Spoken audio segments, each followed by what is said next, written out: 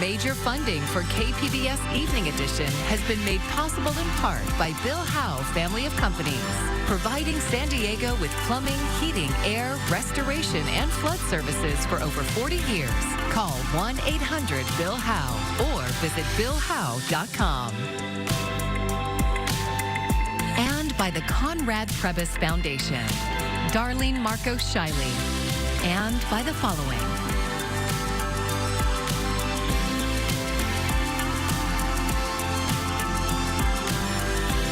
By viewers like you. Thank you.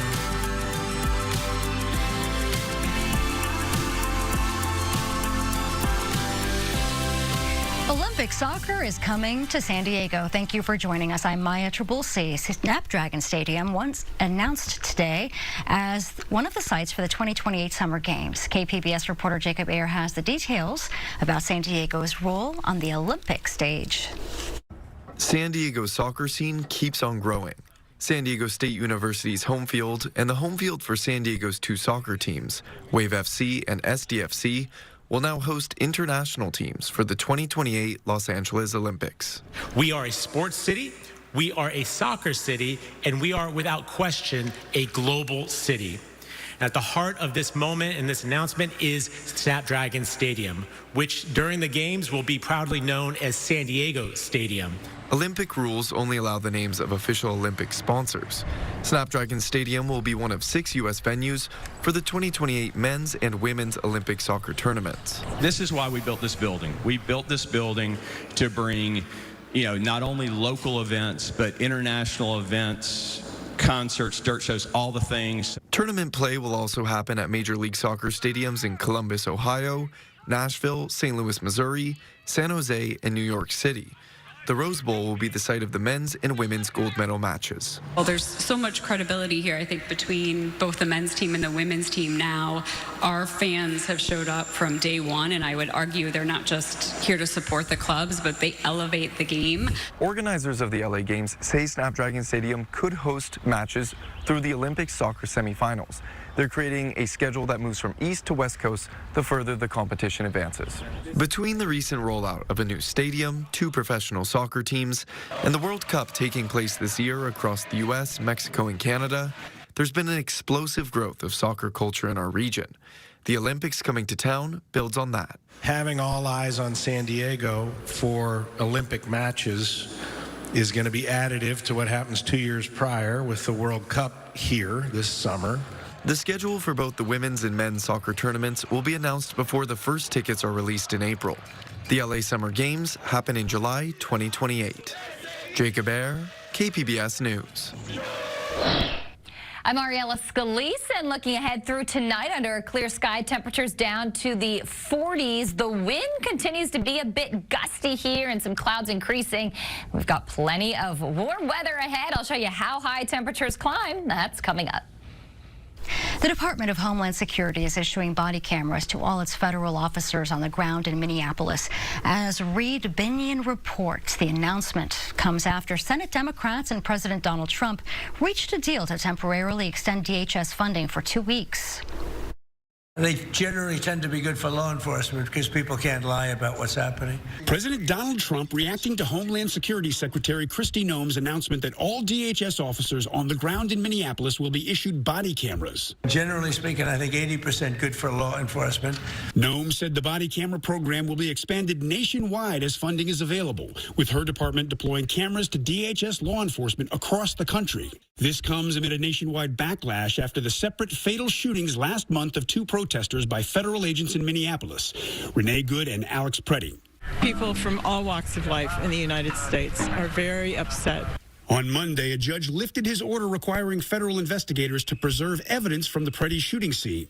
The judge said federal officials had assured him the evidence would be properly maintained. Also Monday, authorities in Minnesota ruled Preddy's death a homicide, meaning it was caused by another person as opposed to being an accident, suicide, natural causes, or undetermined.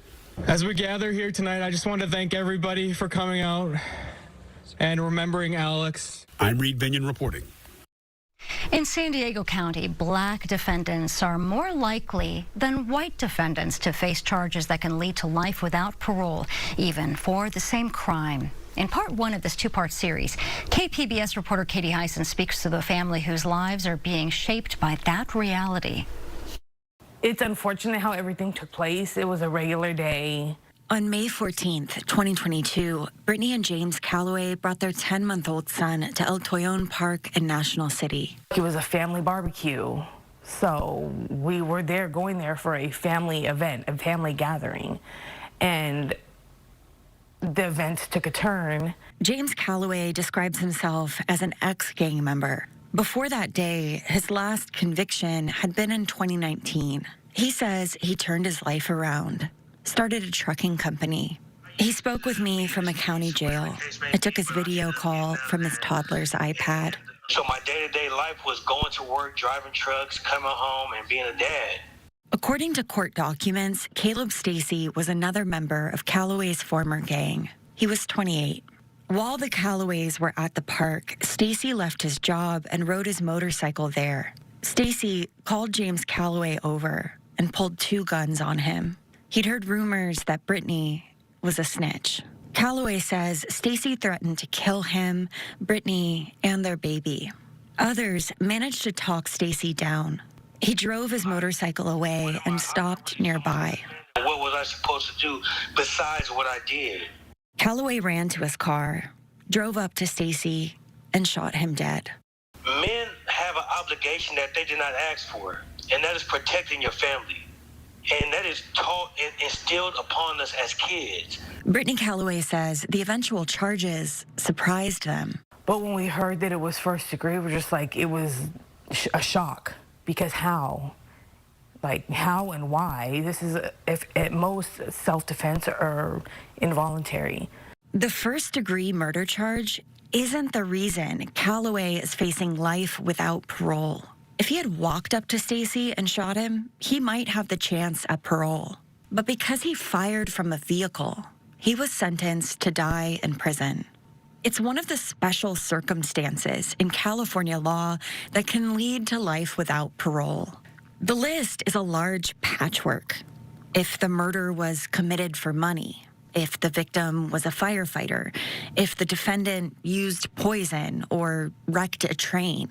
The list was created in 1977 as a way to limit who could receive the death penalty and life without parole to the worst of the worst, after the Supreme Court said they were being given too randomly. But ballot measures kept expanding the list by popular demand. A 1978 voter guide reads, if Charles Manson were to order his family of drug-crazed killers to slaughter your family, Manson would not receive the death penalty. That proposition passed, more than doubling the list. The list got so long that by the 90s, nearly all first-degree murders were eligible for special circumstances in California.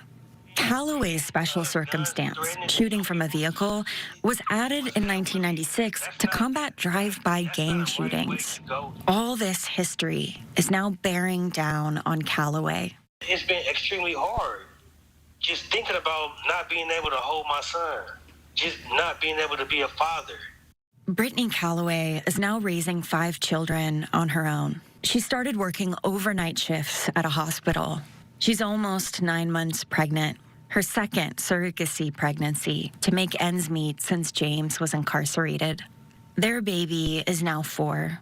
She shows him pictures of his father, tells him, "That's your dad," repeats it over and over like a flashcard, hoping it will stick.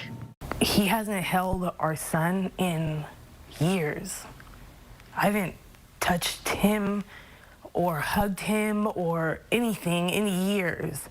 It's entirely up to the district attorney whether to charge special circumstances in a case. Brittany Calloway believes everything would be different if her husband weren't black.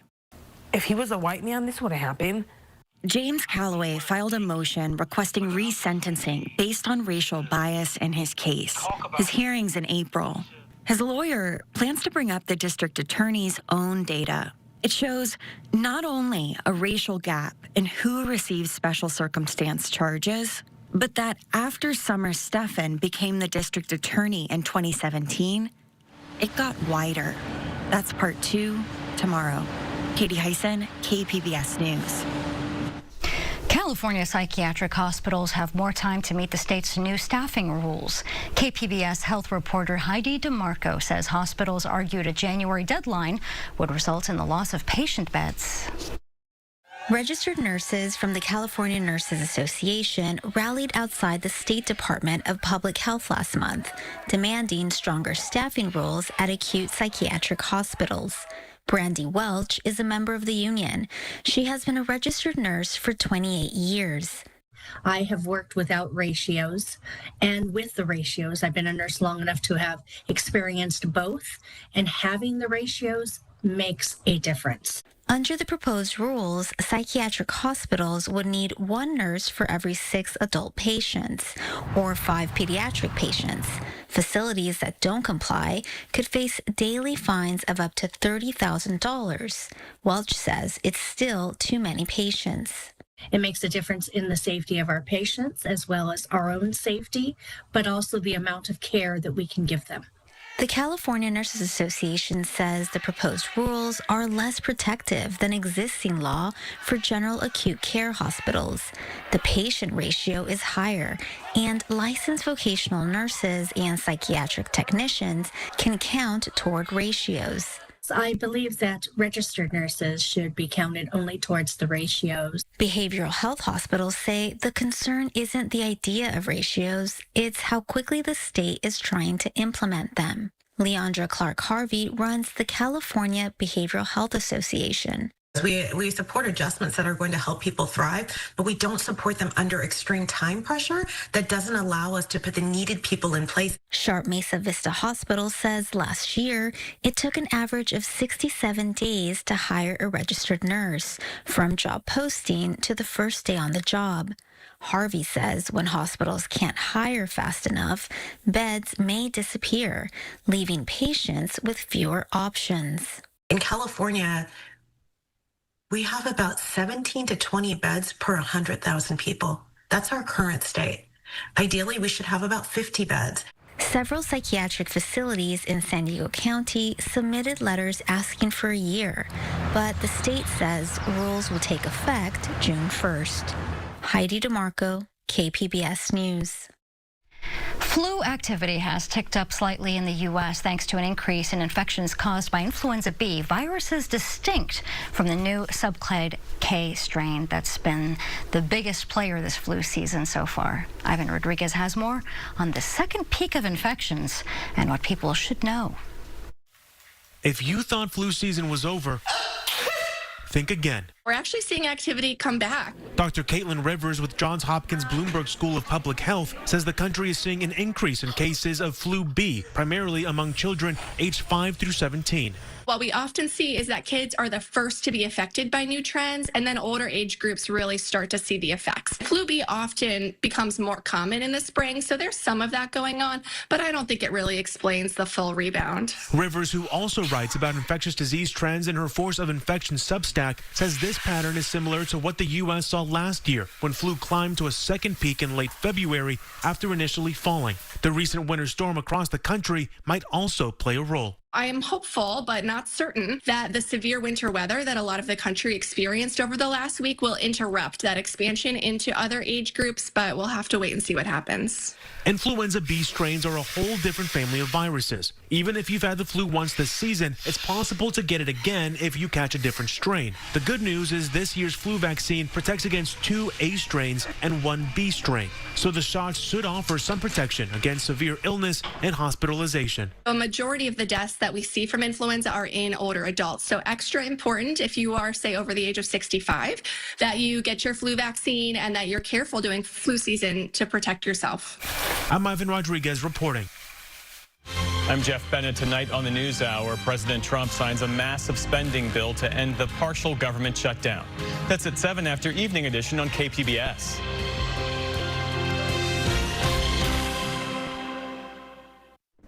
San Diego is often named one of the most expensive cities in the country. KPBS is launching a new project called Price of San Diego to explore how people are making ends meet.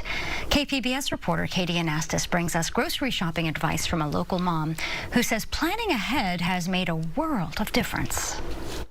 The cost of food has gone up by more than 25% since the pandemic. The reasons include everything from tariffs to bird flu to the weather. Those increases show up on our grocery bills. A few years ago, Santee resident Allie Powell started noticing how high hers were getting. I was not meal planning and I was not cooking at home. I was going to the grocery store without a plan. We were eating out a lot and it just got overwhelming. I realized how much money I was spending. Her estimate, more than $200 per week on groceries in 2017. In 2025 dollars, that's about $267.50. She wanted to make a change, so she started to plan out meals when it worked with her schedule. Once I started moving into the meal planning, I was a mother of 2 young children. I didn't have a lot of time after work. I was working full time. So the start was 3 meals a week. 2 of those were crock pot meals that I didn't have to actually cook because I figured if I started small, it would be easier to start meal planning regularly. Now she plans 5 to 7 dinners a week. Before going to the store, she takes stock of perishable items at home. Fridge, pantry, and freezer. Everything is checked. Her budget is $150 per week at the grocery store and $250 every 4 to 6 weeks at Costco. She shares her weekly grocery hauls on an Instagram account called Grocery Getting Girl. This time, she's under budget. So I just got done with my grocery haul. I spent $107.27. It was under my budget of $150 a week. Powell suggests keeping an eye out for sales, if those discounted items are already on your shopping list. The gold potatoes were on sale for $3. Normally those are $5. That was awesome. The coleslaw, I think, was on sale as well. Powell sticks to grocery stores like Food for Less for fresh produce and bread. She usually buys meat at Costco and freezes some of it. She also gets snacks, milk, and household products there, since she knows her family of 4 will use them up quickly. One other tip she shares, leave the family at home when you go shopping. I always like to shop alone, and that is one thing that I like to give as a tip for people, because when your kids and your significant other come along, that bill starts going up because they're throwing things in the cart. Find more stories of how families are saving money at kpbs.org/Price of San Diego. Katie Anastas, KPBS News. Americans are paying more to power their homes, and it's because of rising energy costs. Jen Sullivan looks at why you may be seeing higher bills and what you can do to help cut costs. Much of the country is dealing with bitterly cold weather, and cranking up the heat in your home to stay warm means higher energy bills. When it's extremely cold out, you're going to have to run your furnace or your gas fireplace. According to recent data, Americans paid about 7% more for electricity this past November than last November. Slocum says one reason energy costs are up is higher delivery costs. Let's look at this Con Edison bill for a home in the New York area. The total bill is just under $500. The delivery fee is more than half the total. So what is a delivery fee? According to Con Ed, those fees help cover the cost to build, maintain, and operate infrastructure. You've got to be able to deliver that electricity from the power plant across transmission lines, the distribution lines on your street. All of that costs money to maintain.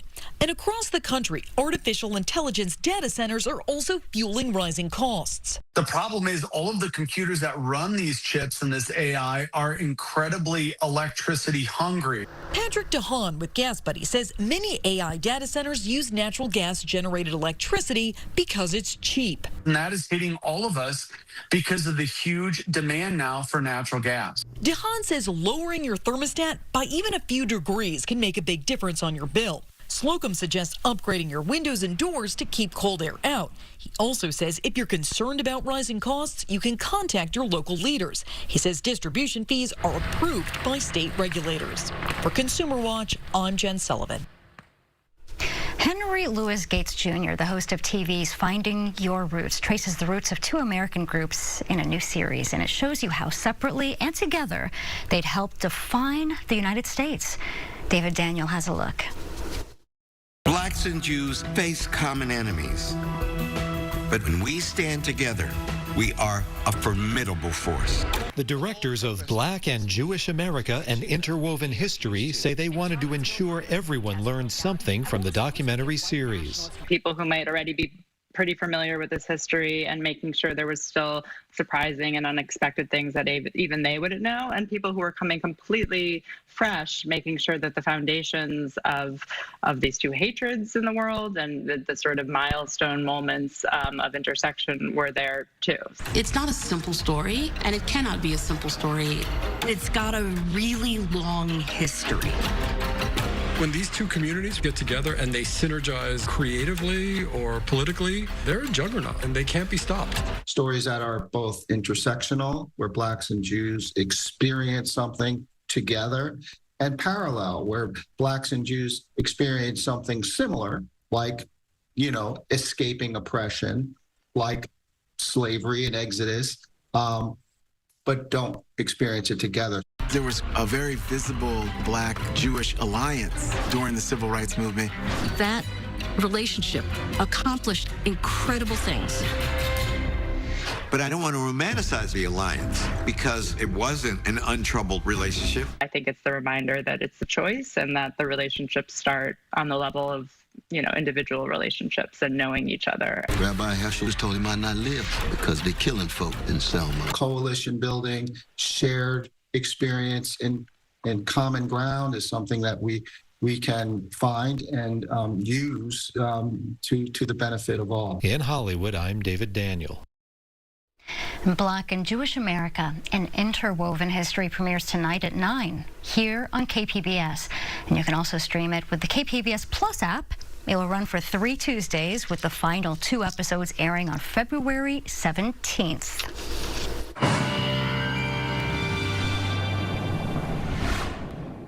Let's take a look at our weather headlines as some gustier winds do continue, especially along and below the coastal mountains.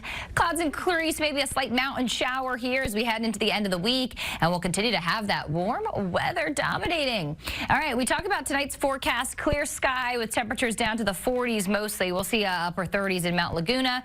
San Diego and Chula Vista down to about 48, and a cool night into Oceanside down to 40 degrees. All right, we see what's called the pressure gradient, right? The difference between the high and low pressures. We get more of that offshore wind, and that's helping our temperatures really warm up here. But gusts as high as 30 to 50 miles per hour. And because it has been so dry across Southern California, we'll have a slightly higher fire risk returning with those gusty winds. The National Weather Service has placed us under a wind advisory that goes through the day Wednesday and even halfway through the day on Thursday as those gusty winds continue. Other than that, it is unusually warm here with some records being challenged. Any cooler air deflected further to the north, and most of us do remain dry. Look at these numbers. Oh my goodness. Sunny and 84 in San Diego, 85 in Oceanside. Mount Laguna, you only get to the 50s, and Borrego Springs at 81 degrees. Not even close to winter-like here as we head into the day Thursday, as record challenging warmth continues across much of the Southwest. All right, we'll have temperatures coming down here a little bit as we head into the weekend. Notice by Saturday and Sunday, some cooler temperatures return after a warm middle part of the week. Same pattern is true here with hot weather tomorrow, further inland 89, and then temperatures will be cooling as we approach the weekend. The mountain forecast 52 with sunshine Wednesday, and then we're back to some 40s before temperatures come back up as we head into the day on Sunday. And across the deserts, sunny, nice and warm for tomorrow, and temperatures back into the 70s through the end of the week and into the weekend. For KPBS News, I'm Ariella Scalise. KPBS cinema junkie Beth Accomando has a Super Bowl alternative for Sunday, a live movie concert celebrating the magical work of pioneering filmmaker George Méliès.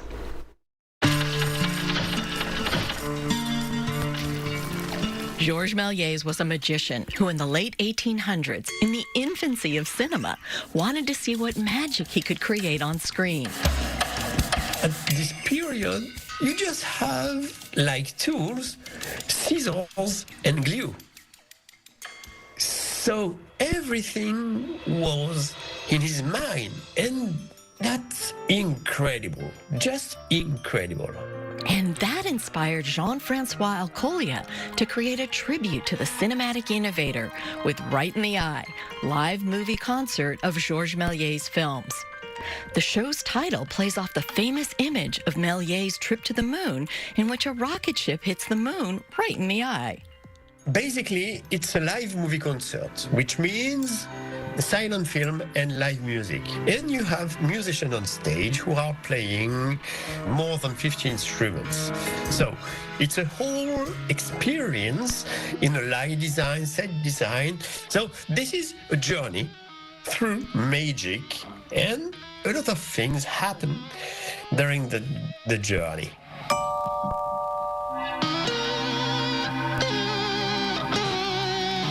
You have everything related to magic, but also all his film related to science fiction and also his creativity in each of his films. So that was something that impressed me. Méliès's groundbreaking and fantastical films are as enchanting now as they were more than a century ago. But seeing them on a big screen with an inventive soundscape is a rare and wondrous opportunity not to be missed. Beth Accomando, KPBS News. Here's a look at what we're working on for tomorrow in the KPBS newsroom. The EPA wanted to phase out the Energy Star program, but a new federal spending plan strengthens it. NPR Morning Edition has more on the politics around energy-efficient appliances. And KPBS Midday Edition will have a discussion on mental health in the current political landscape. That airs at noon on KPBS FM. You can find tonight's stories on our website, kpbs.org. Thanks for joining us. I'm Maya Tripulsi. Have a great evening.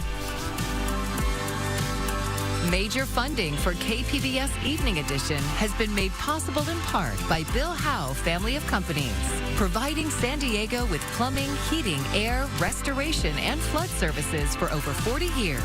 Call 1-800-BILL-HOWE or visit billhowe.com.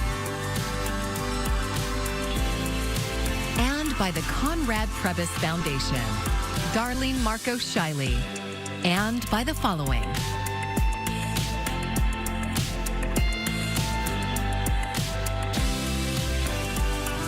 And by viewers like you. Thank you.